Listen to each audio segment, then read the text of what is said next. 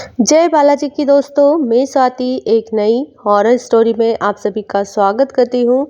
तो फ्रेंड्स चलिए स्टार्ट करेंगे। ये काफ़ी डरावनी सी और रियल स्टोरी जिसे आज एक शख्स ने साझा किया है, पर उन्होंने अपना नाम नहीं बताया है क्योंकि वो नहीं चाहते कि ये चीज़ें उनके साथ वापस से वही चीज़ें सोचने में आए या फिर सामने फेस करना पड़े। तो ये कहानी करीबन 15 से 20 साल पुरानी है। तो वो ये चाहते हैं कि ये वाली जो स्टोरी है वो उनके जो रियल भाई हैं वो कहीं भी होंगे तो वो ये चीज़ें सुने, पर वो नाम मेंशन नहीं करना चाहते, तो वो उन्होंने अपना नाम नहीं मेंशन किया है। पर फ्रेंड्स ये काफ़ी डरावनी सी और काफ़ी अजीब सी ये घटना मैं आपके साथ शेयर करने वाली हूँ। तो चलिए स्टार्ट करेंगे हम। तो एक गांव है, सात्विक नाम का गांव, जिसमें रहते हैं दो भाई। तो अच्छे पैसे वाले घर के दोनों भाई हैं, जिनके परिवार में दोनों की पत्नियां हैं और दोनों के बच्चे हैं। तो बड़े जो भाई हैं उनकी केवल एक लौती लड़की है, उन्हें लड़के नहीं हुए हैं। और जो छोटा भाई है उसके दो लड़के और एक लड़की है। तो दोनों की लड़ाई जो है वो स्टार्ट होती है बच्चों से। जो उनके छोटे भाई के जो लड़के हैं उनके कारण उनकी जो लड़ाई है वो चालू होती है। और आपको बता देती हूँ कि जो ज़मीन है वो करीबन करीबन 1000 से 2000 बीघा ज़मीन के करीब इन लोगों की इतनी ज़्यादा ज़मीन है, और भी ज़्यादा जो मैं नहीं कैलकुलेट कर सकती। पर मैंने छोटे से स्तर पे आपको इस चीज़ की जानकारी देने के लिए 10 बीघा ज़मीन हम ले लेते हैं। तो स्टार्ट करने के लिए हमने इनकी जो ज़मीन है उसका पहले बंटवारा होता है। तो इसके जो पिताजी रहते हैं दोनों भाइयों के, अब दोनों भाइयों के जो पिता हैं वो काफ़ी जमींदार थे, बहुत बड़े जमींदार थे, अच्छे खासे जमींदार थे। तो आपको मैंने ज़मीन जो बताई है उसी से अंदाज़ा लगा सकते हैं कि वो लोग कितने पैसे वाले थे। तो अब दोनों के बीच में बंटवारा होता है। उसके पिताजी की मृत्यु हो जाती है, मृत्यु के बाद बंटवारा होता है।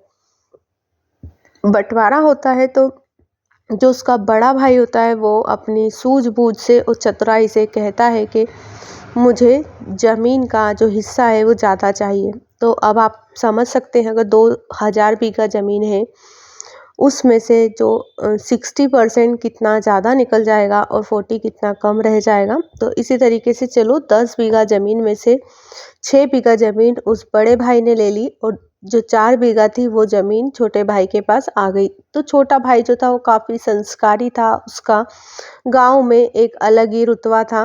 काफ़ी सिंपल साधारण और व्यक्तित्व बहुत ही अच्छा था, उसे सभी तारीफ़ करते थे उसकी। और बड़ा भाई उसी का अपोजिट था, उसे घमंड, पैसों का घमंड था, हर चीज़ का।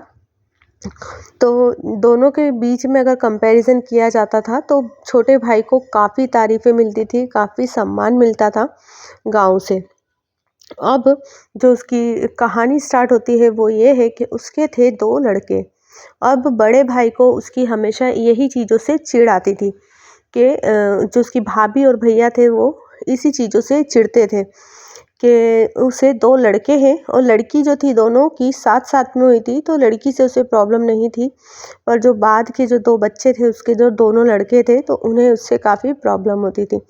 तो उसकी जो छोटी वाली बहू थी वो भी काफ़ी सिंपल साधारण थी, पर एक अच्छे पंडित परिवार से थी वो। जो पुजारी थे उसके पिताजी जो थे गाँव में, तो वो काफ़ी संस्कारी थी, काफ़ी सब पूजा पाठ में बिलीव करती थी, वो भगवान को काफ़ी मानती थी। उसी के अपोजिट ये जो बहू थी, जो बड़ी वाली थी, वो तंत्र विद्या साधना को महत्व देती थी। उसे ये सब चीज़ें क्रियाएँ करना, और एक डायन कहते हैं उस तरीके की वो लेडीज़ थी। अजीब सी डरावनी सी सब क्रियाएँ करती थी, भूत पलित वाली सब चीज़ें इसको पक्के में आती थी। अब दोनों बहुओं की नहीं पड़ती थी क्योंकि ये भगवान में आस्था रखती थी और वो इससे दूर भागती थी। जब ऐसा रहता है कि 2 आस्थाएं एक साथ जुड़ती है, मीन्स के अगर अच्छी अच्छी चीज़ें और बुरी चीज़ें आपस में जुड़ती है तो वो दूर दूर चली जाती अपने आप ही। तो ऐसा ही होता था और दोनों की नहीं पड़ती थी और दोनों में काफ़ी लड़ाइयाँ होती थी। उसी कारण इन दोनों भाइयों में भी लड़ाइयाँ चलती रहती थी। पर वो छोटा भाई जो था वो कभी भी नहीं बोलता था, वो अपने छोटी सी दुकान खोल रखी थी उसने, और उसकी जो प्रॉपर्टी थी उस पर भी वो ध्यान नहीं देता था। छोटी सी किराने की दुकान थी उसकी, जो वो गाँव में खोले रखता था। तो उसने अपनी दुकान पे जाना स्टार्ट कर देता था, कुछ भी होता था। तो वो उसके जो पिता शांत हुए, उसके बाद से उसने सोचा कि इसकी जो ज़मीन है, बड़ा भाई के मन में लालच आ जाता है और कहता है कि जो इसकी ज़मीन है वो भी मैं ही हथिया लेता हूँ, इसको भगा दूँगा। तो वो उस पे उसकी पत्नी रहती है, उससे कहता है कि तुम ऐसे कुछ तंत्र क्रियाएँ करो जिस कारण इसका सर्वनाश हो जाए। जो इसका भाई है उसके लिए ही सोचता है ऐसा। तो ये सब चीज़ें जो रहती है उसकी बेटी सुन लेती है कमरे के अंदर। तो वो उसके चाचा को बता देती है कि चाचा, मम्मी जो है वो कुछ गलत काम आप लोगों पे करने वाले हैं, और काफ़ी अजीब सी बातें मैंने सुनी है, ये सारी चीज़ें उन्हें सुना देती है। तो वो गुस्से में उसके पिता के पास जाता है, उसके बड़े भाई के पास, और कहता है कि भैया हमें माफ़ कर दो, पर इस तरीके की चीज़ें अगर भाभी हमारे ऊपर कर रही है तो हम यहाँ नहीं रहेंगे। क्योंकि उन्हें पता था कि उनकी जो भाभी है वो ये तंत्र क्रियाएँ वगैरह सब करती थी। तो वो लोग काफ़ी घबराते थे, डरते थे इन सब चीज़ों से, और दूर-दूर ही रहते थे। तो वो कहता है कि हमें कोई सी भी प्रॉपर्टी नहीं चाहिए, पर आप इधर से हम भाभी से माफ़ी माँग लेते हैं हम, और हमें माफ़ कर दीजिए। तो वो माफ़ी माँग लेते हैं दोनों जने पति-पत्नी, पर कहानी यहीं ख़त्म नहीं होती है, और लड़ाई भी इनकी यहाँ ख़त्म नहीं होती है। वो भाई और भाभी को तो कुछ और ही चाहिए था, इनकी खुशियाँ, इनके घर में मातम होना चाहिए, इस तरीके का इन लोगों की मेंटालिटी थी। तो वो भाभी जो रहती है वो नहीं मानती है और वो क्रियाएँ करती रहती है, और जब वो क्रियाएँ करती है तो उस समय उसके जो गुरु रहते हैं, मीन्स के जो तांत्रिक होते हैं, उनसे कहती है कि मुझे 1 साल के अंदर इसके घर में मातम बनवाना है।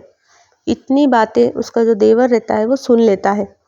तो वो सुनने के बाद वो एकदम घबरा जाता है, पसीना-पसीना होके उसकी पत्नी को कहता है, जिस कंडीशन में हो उसी कंडीशन में हम ये घर को खाली कर देंगे।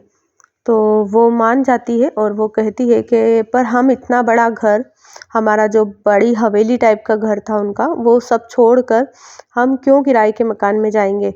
तो वो थोड़ा-सा आनाकानी करती है, पर वो चली जाती है। उसका भाई रोकने की कोशिश करता है, पर वो नहीं रुकते हैं, और वो उनके घर चले जाते हैं, दूसरे जहाँ पर किराए से तुरंत ही चले जाते हैं। और घर के बाहर गाँव के सरपंच वगैरह को बताते हैं कि इस तरीके की हमने बातें सुनी हैं, तो हम इस तरीके से हम बाहर आ गए हैं घर छोड़कर।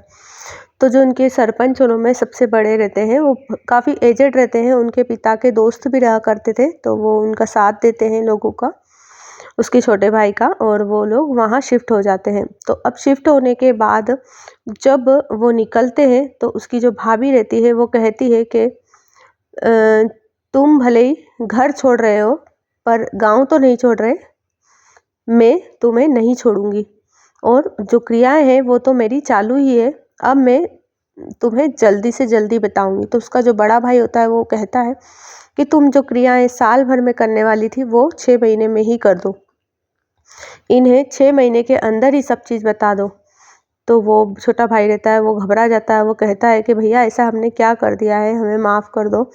ये वो सब करता है, पर वो नहीं मानते दोनों।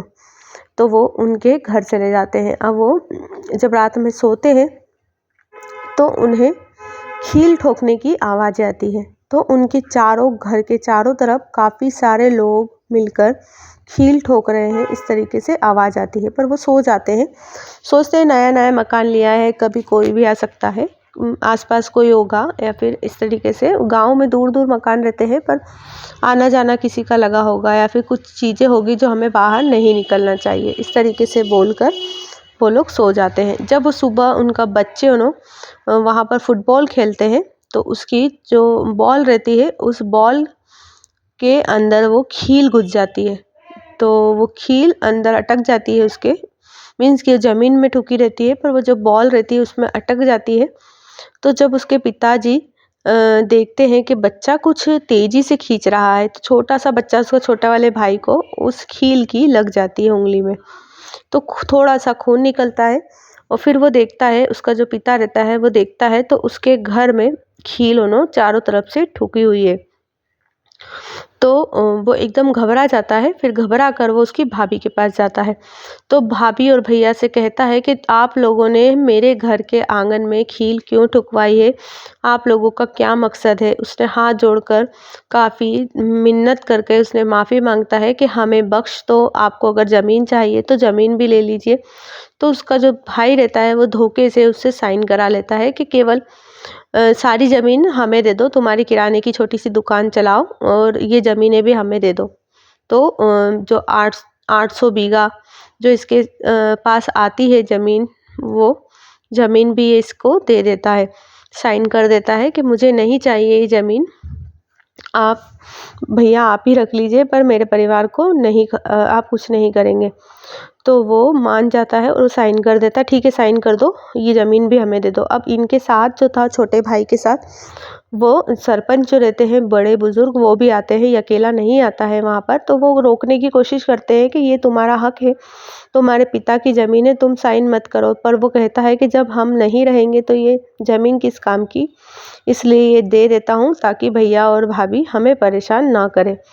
तो वो साइन करके चला जाता है। तो जाते-जाते भाभी बोलती है कि साइन तो तुमने कर दिए, पर गेम तो चालू हो चुका है और वो अब ख़त्म होगा, उसे रोक नहीं पाऊँगी मैं।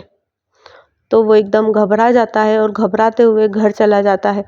तो घर जाता है तो वो काफ़ी चिंता में रहता है कि ऐसा क्या कर दिया है इन्होंने जो गेम चालू हो गया है और मैं रोक नहीं पाऊँगी। इस तरीके से वो कहता है। अब वो कहता है कि आज मुझे फिर उसके जो वो रहते हैं, सरपंच रहते हैं, वो कहते हैं कि पास के एक गांव में एक हनुमान जी आते हैं एक शरीर में किसी को, तो तुम वहाँ मेरे साथ चलना। अगर तुम्हारी किस्मत होगी तो उन 11 लोगों में तुम्हारा सुबह सुबह नंबर आ जाएगा, क्योंकि वो 12वां इंसान नहीं देखते हैं, केवल 11 लोग देखते हैं। तो अगर तुम्हारी किस्मत अच्छी होगी तो वो तुम्हें 11वें नंबर पे देख लेंगे, मीन्स कि 1 से 11 के बीच में। पर अगर नहीं है तो नहीं देख पाएंगे, तो तुम जल्दी से उठ जाना 6 बजे। तो वो सोचता है कि मैं सोऊंगा ही नहीं, मैं पूरी रात आज पहरा दूंगा कि ताकि मेरे बच्चों को कोई तकलीफ़ ना हो और जो मॉर्निंग में भी मेरी नींद फटाफट से खुल जाए और मैं जल्दी चला जाऊँ। तो वो रात में जगता है और जागने के बाद जब वो देखता है तो उसकी पत्नी साथ में ही जगती है। बोलती मैं भी आपके साथ ही जगूंगी, और बैठे रहते हैं वो दोनों जने। तो एकदम से बाहर से काफ़ी डरावनी डरावनी सी आवाज़ें आती है। तो उसकी पत्नी रोकती है, पर पत्नी से वो कहता है तुम बच्चों के पास रुको, मैं देखता हूँ कि कौन ऐसा कर रहा है कुछ ना कुछ। क्योंकि ये सब चीज़ें वो लोग क्रियाएं करते हैं तो उन्हें सब चीज़ों की जानकारी होती है, तो उन्हें पता होगा कि कल सुबह मुझे कहीं जाना है, तो वो मुझे रोकने के लिए कुछ ना कुछ करेंगे।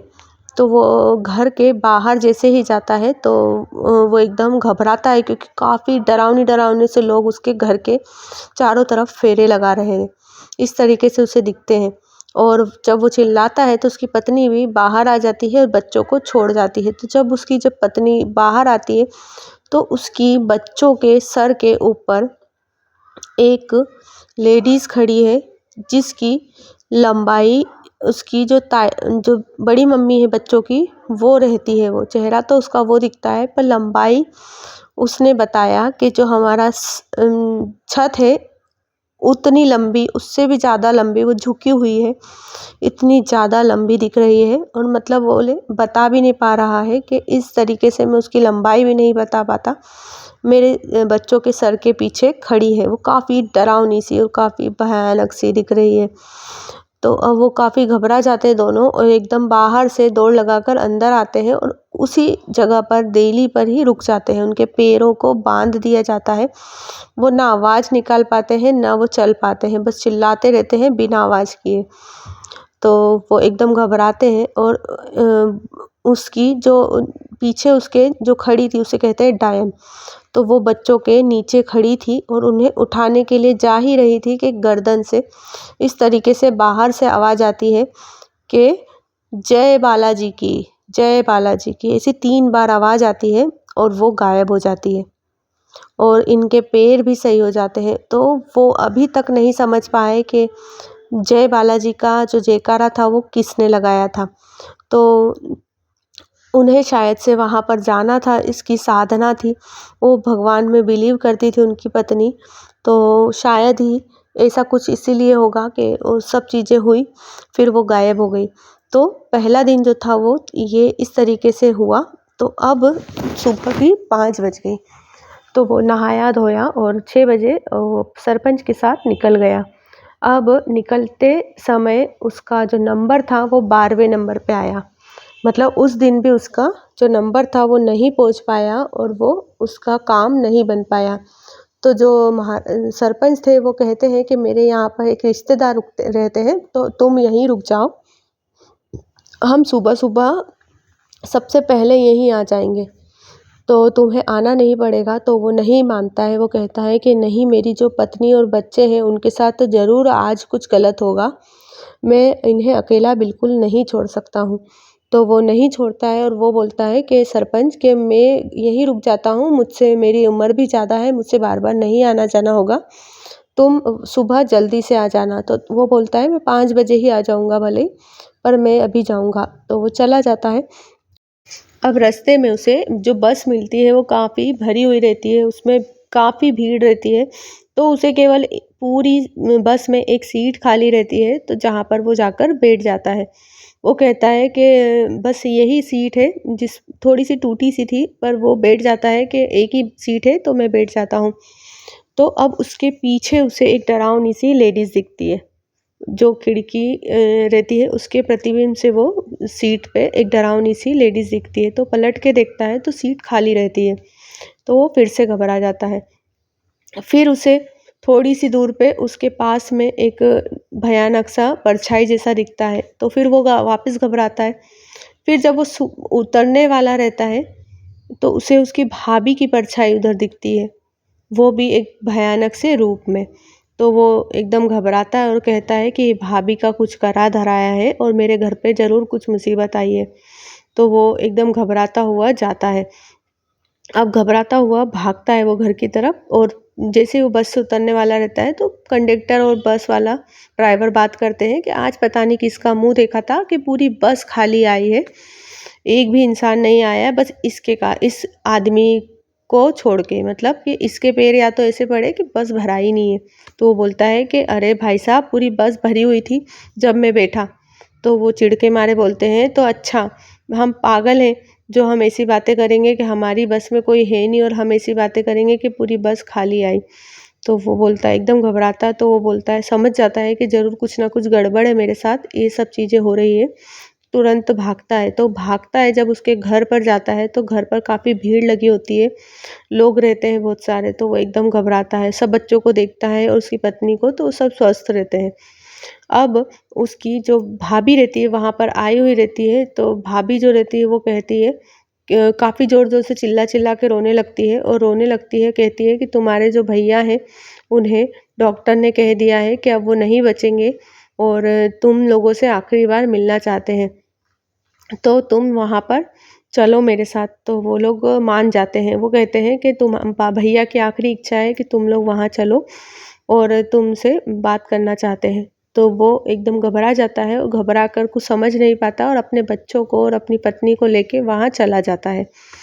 तो जैसे ही उनके घर में जाता है वो, तो ना तो उसके भैया बीमार रहते हैं, ना कुछ ऐसा कुछ होता है। तो वो जैसे ही अंदर जाता है कमरे में, तो एक डरावने से कमरे में उन्हें सबको बंद कर दिया जाता है और बाहर से दरवाज़ा लगा दिया जाता है।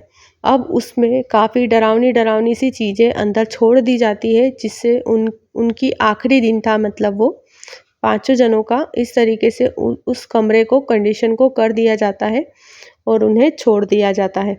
तो वो एकदम डरने लगते हैं और डरने के बाद उसकी पत्नी जो रहती है वो हनुमान चालीसा स्टार्ट करती है। तो वो कहती है कि अब तो मरना है, भगवान का नाम लेकर ही मरेंगे तो अच्छा है। तो वो हनुमान जी का नाम लेकर चालीसा स्टार्ट करती है। फिर उसका पति, फिर उसके दोनों बच्चे और फिर सबसे छोटा वाला बच्चा जो रहता है वो भी हनुमान चालीसा स्टार्ट कर देता है कि अब कुछ भी हो जाए हम हनुमान चालीसा पढ़ते रहेंगे और रुकेंगे नहीं। तो जैसे ही उन पाँचों लोगों के आवाज़ स्टार्ट होती है हनुमान चालीसा, ज़ोर-ज़ोर से चिल्ला-चिल्ला के हनुमान चालीसा की जो गूंज रहती है वो चालू होती है। और बस इतनी ही देर में उसकी जो बड़ी भाभी रहती है उनकी एक ज़ोर से चीख निकलती है और वो मर जाती है। तो उसके जो भैया रहते हैं वो ज़ोर-ज़ोर से चिल्लाने लगते हैं कि अरे कोई बचा लो, तुम्हारी भाभी को कुछ हो गया है, अरे मेरी पत्नी को कुछ हो गया है। और जब चेक किया जाता है तो मरी हुई रहती, तुरंत मर जाती है। तो फिर गाँव के लोग आते हैं और फिर देखते हैं तो वो जब तक डॉक्टर वग़ैरह आते हैं उसे चेक करते हैं तो मरी हुई रहती है। फिर जो वो दरवाज़ा रहता है वो डरावना-सा, वो दरवाज़े को खोल दिया जाता है गाँव वालों के ज़रिए। फिर उसकी लाइट वग़ैरह चालू करके देखा जाता है तो एकदम डरावनी-सी भूतिया कमरे को उन्हें क्रिएट किया हुआ था और जिस जगह पे उन्हें बिठाया गया था वहाँ पर सब चीज़ों को सर्कल में बनाया हुआ था, काफ़ी डरावना था। तो जो उसका जो भाई रहता है वो भी उसकी जो पत्नी के सदमे के कारण मृत्यु के वो अपनी मेंटालिटी को खो देता है और वो अपना दिमाग भी संतुलन सब खो देता है और फिर जो उसकी प्रॉपर्टी रहती है वो सारी उसके छोटे भाई को दे दी जाती है और सारी प्रॉपर्टी उसके छोटे भाई को हो जाती है और उसकी जो बेटी रहती है उसे भी उसकी जो भाभी रहती है वो छोटी वाली जो चाची वही सँभालती है, सब चीज़ें उसकी वही करती है और जो सभी चीज़ों को वो सँभालती है। पर उसकी जो भाभी का अंत हुआ था वो उसके कर्मों के कारण काफ़ी डरावना हुआ था और आज भी उसके भैया लापता है, वो मेंटली डिस्टर्ब हो गए थे और आज भी वो घर से लापता हैं, कभी भी उनका पता नहीं लगाया गया है।